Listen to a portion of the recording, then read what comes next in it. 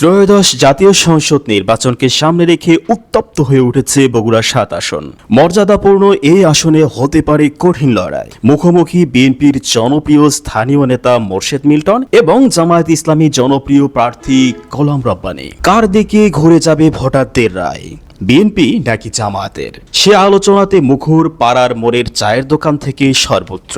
রাজনৈতিকভাবে গুরুত্বপূর্ণ এই আসনটি বিএনপির প্রতিষ্ঠাতা শহীদ রাষ্ট্রপতি জিয়াউর রহমানের বাসস্থান হওয়ায় দীর্ঘদিন ধরেই বিএনপির শক্ত ঘাঁটি হিসেবে পরিচিত। তবে এবার নতুন কৌশলে মাঠে নেমেছে জামায়াতে ইসলামীও। বিএনপির প্রার্থী মোর্শেদ মিল্টন স্থানীয় রাজনীতিতে পরিচিত ও পরীক্ষিত মুখ। তিনি গাবতলী পৌরসভার ৩ বারের নির্বাচিত মেয়র, সাবেক উপজেলা চেয়ারম্যান এবং বর্তমানে গাবতলী উপজেলা বিএনপির সভাপতির দায়িত্ব পালন করছেন তিনি। দীর্ঘদিন ধরে বগুড়া ৭ আসনে দলীয় সাংগঠনিক কার্যক্রম জোরদারে সক্রিয় ভূমিকা রাখছেন তিনি। তার প্রার্থিতায় বিএনপির নেতাকর্মীদের মধ্যে নতুন উদ্দীপনা এবং আত্মবিশ্বাস লক্ষ্য করা যাচ্ছে।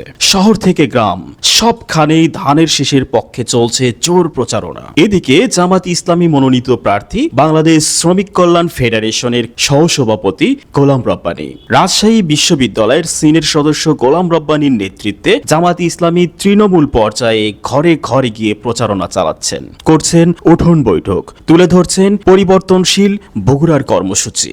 রাজনৈতিক বিশ্লেষকদের মতে বগুড়া ৭ আসন এবার পরিণত হবে জামায়াত বিএনপির ভোট লড়াইয়ের মাঠ।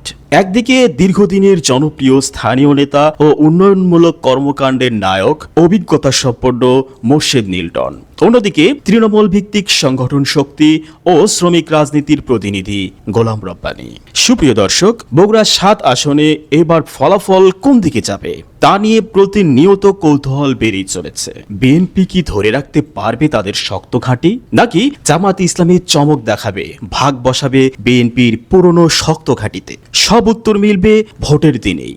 আপনার মূল্যবান মতামত কমেন্টে জানিয়ে দিন। আগামী ভিডিও দেখার আমন্ত্রণ জানিয়ে শেষ করছি। এতক্ষণ আমাদের পাশে থাকার জন্য ধন্যবাদ।